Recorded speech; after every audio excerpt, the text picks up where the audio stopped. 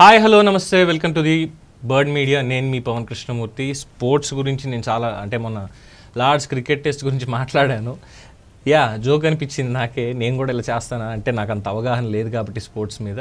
అంటే ఆడడం, పర్సనల్గా దాన్ని ఎంజాయ్ చేయడం తప్పితే దాని మీద ప్రొఫెషనల్గా ఒక అనాలిసిస్ ఇవ్వడం అనేది నాకు ఇప్పటిదాకా పెద్ద తెలియలేదండి. లిటరల్గా ఒక సింగిల్ ప్లేయర్ గురించి మాట్లాడమంటే దాని మీద కొంచెం స్టడీ చేసి మాట్లాడచ్చు, కానీ బట్ ఎంటైర్ పర్టికులర్ ఇన్సిడెంట్స్, ఆ టెస్ట్, టోటల్ సిచ్యువేషన్ మీద మాట్లాడాలంటే మాత్రం నాకు స్పోర్ట్స్ మీద కొద్దిగా నాలెడ్జ్ తక్కువ. ఎందుకంటే ఒప్పుకోవాలి, నాకు దేంట్లో నేను మైనస్ ఉన్నానని కూడా నేను తెలుసుకోవాలి నేర్చుకోవడానికి. సో అలాగా దీన్ని ఓవర్కమ్ చేయడానికి ఏం చేయాలి అంటే పదే వాటికి సంబంధించినటువంటి ఆర్టికల్స్ చూస్తూ ఉండిపోవాలి. అసలు స్పోర్ట్స్లో ఏమిటి ఇలాగా అనేది, అంటే ప్లేయర్స్ గురించి తెలిసి ఉండొచ్చు, బట్ దాని గురించి కూడా మాట్లాడడానికి ప్రయత్నాలు చేస్తూ ఉండని మా గురువుగారు చిన్న సజెషన్ ఇచ్చారు. సో ఇలా చూస్తున్నప్పుడు నాకు క్రికెట్ తర్వాత ఇంకా దేనికంత ఫేమస్ ఉంది ఏంటి అని చూసినప్పుడు ఫుట్బాల్, టెన్నిస్, వీటికి సంబంధించి ఆర్టికల్స్ చెక్ చేస్తుంటే ఒక ఆర్టికల్ చాలా బాగా నచ్చింది. నేను రాసింది కాదు, ఎవరో ఒక మిత్రుడు దాన్ని షేర్ చేశారు. వారు రాసి ఉండొచ్చు, ఉండకపోవచ్చు, షేర్ చేశారు. ఆ ఆర్టికల్ నాకు చాలా బాగా నచ్చింది. ఇది ఒక 4 మేల్ టెన్నిస్ ప్లేయర్కి సంబంధించి. కానీ టెన్నిస్ అంటే నాకు తెలిసింది కూడా చెప్పుకోవాలి కదా, నాకు తెలిసిన పేర్లు ఇవన్నీ కూడా చూడాలి కదా ఒకసారి. నాకు ఏం తెలుసు అసలు టెన్నిస్ గురించి? ఎప్పుడో నా చిన్నప్పుడు బోరిస్ బెకర్ పేరు వినేవాడిని ఫస్ట్, నాకు తెలిసింది అదొకటే ఫస్ట్. దాని తర్వాత ఇండియాకి సంబంధించి ఎప్పుడు విన్నా 2 పేర్లు, మహేష్ భూపతి, లియాండర్ పేస్ నా చిన్నతనంలో. ఆ తర్వాత సానియా మిర్జా వచ్చింది టెన్నిస్కి సంబంధించి. ఇంకా తర్వాత ఎవరు వచ్చారు ఏంటంటే రోహన్ బోపన్న. ఇంతకు మించి పేర్లు నిజంగా నాకు తెలీదు ఒట్టు. ఇంతకు మించి పేర్లు ఇండియాలో వీళ్ళు టెన్నిస్ స్టార్స్ అనేది నాకు నిజంగా తెలియదు, నేను ఫాలో అవ్వలేకపోయాను. సరే, ఎందుకు సానియా మిర్జా గుర్తుంది, ఎందుకు లియాండర్ పేస్ లేదు అంటే మహేష్ భూపతి ఇద్దరు గుర్తున్నారు అంటే వాళ్ళిద్దరే ఎక్కువగా టెన్నిస్కి సంబంధించి ఇండియా నుంచి ప్రాతినిధ్యం వహించింది. వాళ్ళిద్దరే ఏదో కప్స్ ఉంటాయండి మనకి, దానికి సంబంధించిన టోర్నీ కావచ్చు, ఇలాగా ఆ పేర్లు కూడా ఒక్కొక్కసారి గుర్తురావు సడన్గా. అది మన 2 దేశాల మధ్య జరిగేటువంటి ఒక టోర్నీ లాగా ఉండేది అది, రైట్? అలాగా తర్వాత ఏటీపీ టెన్నిస్ టూర్స్, ఏటీపీ ఫైనల్స్కి వెళ్ళారు, ఇలాగా చాలా ఉంటాయి. అలాగే టోర్నీల దగ్గరకు వచ్చేసరికి French Open, US Open, Wimbledon. ఈ వింబుల్డన్ అనేది ఎప్పుడు ఉండేది వీటిలో. సో అప్పట్లో చూసినప్పుడు Andre Agassi, Steffi Graf, Pete Sampras ఉద్దండులు స్టార్టింగ్ అప్పటి. తర్వాత మిక్స్డ్ డబుల్స్లో మనకి ఒలింపిక్ మెడల్ ఏదో తీసుకొచ్చాడు మనకి, ఎవరు, లియాండర్ పేస్. ఆ తర్వాత మహేష్ భూపతికి లియాండర్ పేస్కి గొడవలు వచ్చాయి, ఇద్దరు జోడీ విడిపోయి రోహన్ బోపన్నతోటో ఇంకొకళ్ళతోటో ఇతనాడాడు. తర్వాత ఇంటర్నేషనల్ వేదికల మీద మార్టినా నవ్రతిలోవా తోటి కలిసి వీళ్ళిద్దరూ ఆడడం, లియాండర్ పేస్, నవ్రతిలోవా ఇద్దరు ఆడడం. ఇలాగా ఆ స్పోర్ట్స్ న్యూస్లో అలా చదువుతుండేవాళ్ళం. ఇలా చూసుకున్నప్పుడు చాలా పేర్లు చిన్నప్పటి జ్ఞాపకాలు అలా గుర్తొచ్చాయి. కొన్ని ఇలా ఉండేవాళ్ళు, ఇలా ఉన్నారు ఎవరెవరు పేర్లు.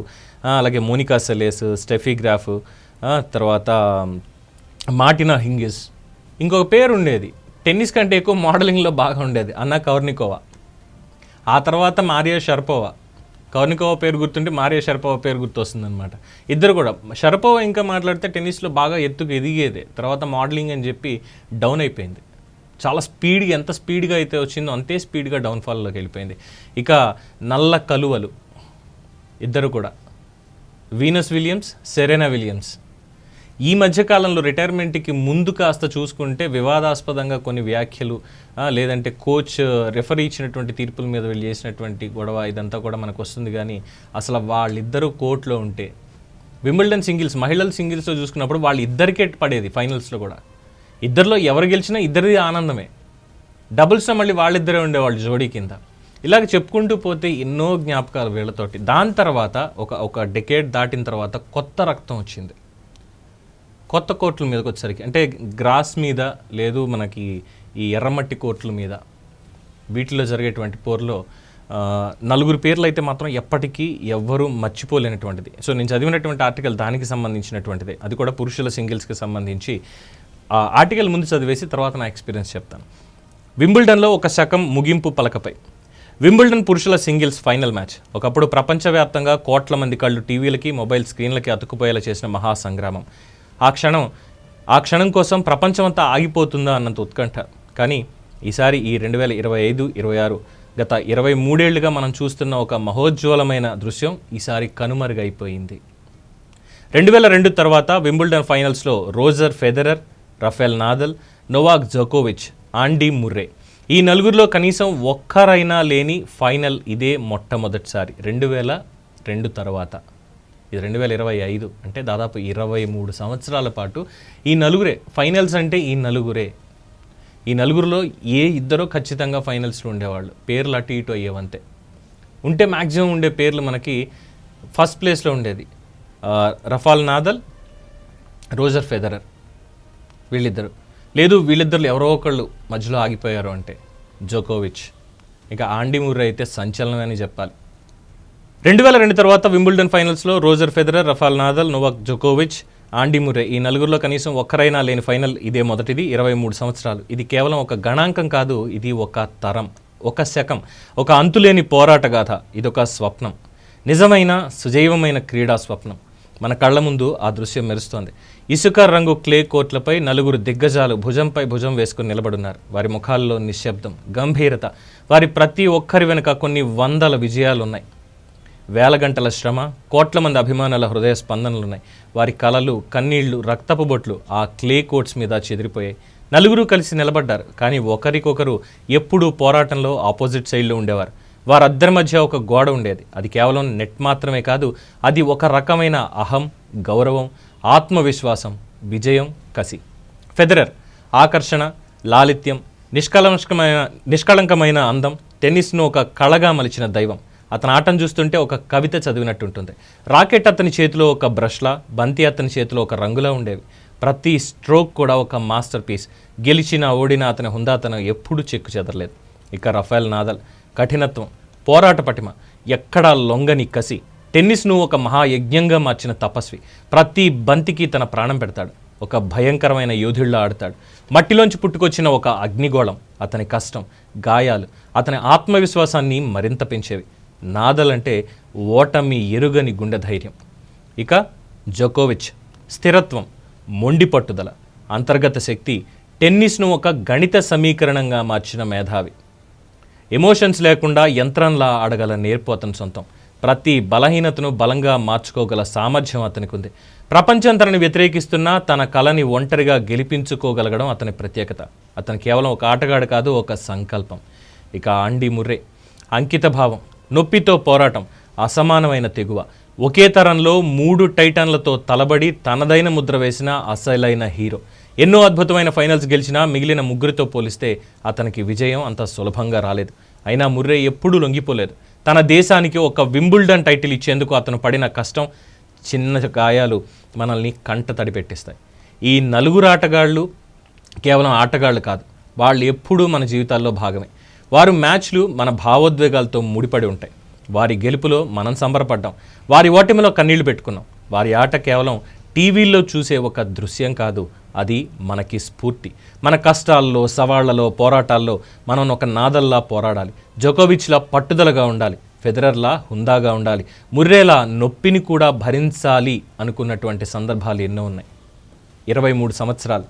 ఈ నలుగురు మనకి కేవలం విజేతలను మాత్రమే చూపించలేదు. వారి స్నేహాన్ని, క్రీడా స్ఫూర్తిని, కష్టాన్ని, ఓటమి తర్వాత మళ్ళీ నిలబడ్డాన్ని నేర్పించారు. వీళ్ళు టెన్నిస్ని ఒక స్థాయికి తీసుకెళ్లారు. అది ఇంకెప్పుడూ అందుకోలేని ఎత్తు. ఈ 23 ఏళ్లుగా పుట్టుకొచ్చిన కొత్త తరం ఆటగాళ్లు అద్భుతంగా ఆడుతున్నా ఆ నలుగురిని ప్రపంచ టెన్నిస్ చరిత్రలో భర్తీ చెయ్యలేరు, చేయలేకపోతున్నారు. ఎందుకంటే అది కేవలం ఆట నైపుణ్యం కాదు, అది వాళ్ళు సృష్టించిన మ్యాజిక్. ఈ 2025 వింబుల్డన్ ఫైనల్ పాత జ్ఞాపకాలని మెదడులో తిరిగి వెతుక్కునేలా చేస్తుంది. ఆ మ్యాచ్లోని ఉత్కంఠ, ఆ కోలాహలం, చప్పట్లు, కేకలు అన్ని కళ్ళ ముందు కదలాడతాయి. ఒక శకం ముగిసింది, ఒక అద్భుతమైన ప్రయాణం ముగిసింది. కానీ వారి ఆట, వారి స్ఫూర్తి మన హృదయాల్లో శాశ్వతంగా నిలిచిపోతాయి. ఈ గెలుపు గీత దాటి చరిత్ర పుస్తకాలలోకి వెళ్ళిపోయింది. కానీ వారి నలుగురి పేర్లు, అది అసలైన టెన్నిస్. ఒక సైకియాట్రిస్ట్ దగ్గరికి వెళ్ళినప్పుడు, ఒక మానసిక నిపుణుడి దగ్గరికి వెళ్ళినప్పుడు నాకు ఏదో కొంచెం చిన్న లోలో ఉన్నాను నేను, నాకేమైనా చెప్పండి అంటే ఈ లెసన్ చెప్తాడేమో మహా అయితే. వాస్తవానికి ఇంకా మాట్లాడితే యాజ్ ఇట్ ఈజ్గా ఇదే పారాగ్రాఫ్ని చిన్నపిల్లల పుస్తకాల్లో సైతం ఒక పాఠ్యాంశంగా పెట్టాలి. నిజంగా పెట్టాలి. ఎందుకంటే ఇన్ జనరల్గా ఆ నిమిషానికి ఏదో చదివాం ఒక ఎగ్జైట్మెంట్ తోటి ఉంటాం, నాకు ఎందుకు ఈ కష్టాలన్నీ అనుకున్న నాలాంటి వాడు కూడా, నాకు ఎందుకు ఈ కష్టాలు అనుకున్నవాడు కూడా వాళ్ళ నలుగురిని తలుచుకున్నప్పుడు వాళ్ళే పోరాడగలిగింది నేను పోరాడలేనా అనుకుంటాం. కానీ వాళ్ళు ఆ అనుకుంటాం అనే లైన్ దాటేసి మేము అనుకోవడం మాత్రమే కాదు అన్ని ఆచరణలో కూడా పెడతాం. ప్రతి కష్టాన్ని, ప్రతి నష్టాన్ని, ప్రతి కన్నీటి చుక్కని, ప్రతి భావోద్వేగాన్ని, ఎదుర్కొన్న చీత్కారాలని. ఎందుకంటే ఒక మ్యాచ్లో నాకు ఇప్పటికీ గుర్తు, జోకోవిచ్ మీదకి వాటర్ బాటిల్స్ లేదు ఆ బియర్ క్యాన్స్ ఉంటాయి కదా, కోర్టులో మొహం మీద ఇసిరేశారు.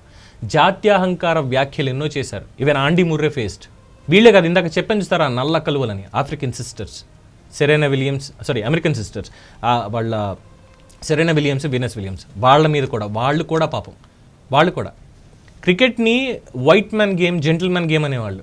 టెన్నిస్ని కూడా ఒకప్పుడు అలాగే చూసేవాళ్ళు. కానీ ఎప్పుడైతే చాలామంది ఇలా వచ్చి వాళ్ళ టాలెంట్ని చూపించారో ప్రపంచవ్యాప్తంగా, అది వరల్డ్ గేమ్ అయిపోయింది, ఒక సెంటిమెంట్ అయిపోయింది. టెన్నిస్ అనేది ఒక సెంటిమెంట్ అయిపోయింది. ఇండియాలో క్రికెట్ అనేది ఒక మతం. దాంట్లో యుద్ధం అంటే కేవలం ఇండియా వర్సెస్ పాకిస్తాన్ అంతే మనకి తెలిసింది. అదే మనం దాటామనుకోండి, మనకి లార్డ్స్ యాషెస్ సిరీస్ అంటే ఏంటనేది తెలుస్తుంది. ఈ యాషెస్ సిరీస్లో ఏముంది అనేది తెలుస్తుంది. అది ఎందుకు జరుగుతుంది అనేది తెలుస్తుంది. వాళ్ళిద్దరి మధ్యలో జరిగే దాంట్లో ఎప్పుడు ఎవరెవరికి అది ఎవరిని ఆ విజయం వరిస్తుంది అనేది తెలుస్తుంది. ఇంగ్లాండ్నా లేదంటే ఆస్ట్రేలియానా, అలాగే సౌత్ ఆఫ్రికా వర్సెస్ ఇంగ్లాండ్, లేదంటే south Africa versus Australia, south Africa versus ఇంకొకటి, ఇలాగ చాలా ఉంటాయి. ఒకప్పుడు జింబాబ్వే మనని ఎంత పరుగులు పెట్టించింది క్రికెట్లో మనకి తెలుసు. సో ఇలాగ ప్రపంచం అంతా వేరుంటుంది. కానీ టెన్నిస్ దగ్గరకు వచ్చేసరికి ప్రపంచం అంతా మందే. ఇలా మనకి రెండు దేశాల మధ్య యుద్ధాలు అంటే క్రికెట్ లాగా, పాకిస్తాన్ ఇండియా లాగా మనకి ఇలా లేదు. టెన్నిస్ అంటే రే ఈసారి నాదల్ మామ కొడతాడురా, ఫెదరర్ చూడు ఈసారి ఖచ్చితంగా కప్పు వాడిదే, వాడేదో మన పెద్దనాన్న కొడుకు, ఈడేదో మన బామ్మర్ది అన్నట్టు మాట్లాడుకుంటాం. సో అలాగా కొన్ని స్పోర్ట్స్ మనలోకి అలా ఇమిడిపోతూ ఉంటాయి, మనలో ఒక సెంటిమెంట్ అయిపోతాయి. సో ఇది టెన్నిస్కి సంబంధించి ముఖ్యంగా ఇది చదివిన తర్వాత నాకు ఆ నలుగురు కూడా నా జీవితంలో భాగం. ఎందుకంటే నేను వాళ్ళని చూస్తూ వచ్చాను, వాళ్ళ ఆట తీరుని చూస్తూ వచ్చాను. కొన్ని షార్ట్స్ ఉంటాయి వాళ్ళు ఆడేవి, నాకు పేర్లు కూడా సరిగ్గా గుర్తుండవు. ఏస్ అంటారు, స్మాష్ అంటారు, లేదంటే ఏమో సరిగ్గా గుర్తురావు, చెప్తున్నాను కదా. ఆ పర్టికులర్ మూమెంట్కి తెచ్చుకోవాలంటే దాని సబ్జెక్ట్ పరంగా ఉండాలి. బట్ ఇది సబ్జెక్ట్ కాదు, ఒక సెంటిమెంట్ అంటాను నేను. సో మరి మీరేమంటారు? ఆ నలుగురు దిగ్గజాలే కదా, ఇంకా చాలామంది ఉన్నారు, గొప్ప గొప్ప వాళ్ళు ఉన్నారు, ఎంతోమంది. మీ అభిప్రాయాన్ని కామెంట్స్ రూపంలో తెలియచేయండి. చూస్తూనే ఉండండి ది బర్డ్ మీడియా. ఈ వీడియో కనుక మీకు నచ్చినట్టయితే లైక్ చేయండి, షేర్ చేయండి, సబ్స్క్రైబ్ చేయండి. అలాగే పక్కనే ఉన్న బెల్ ఐకాన్ని క్లిక్ చేయండి.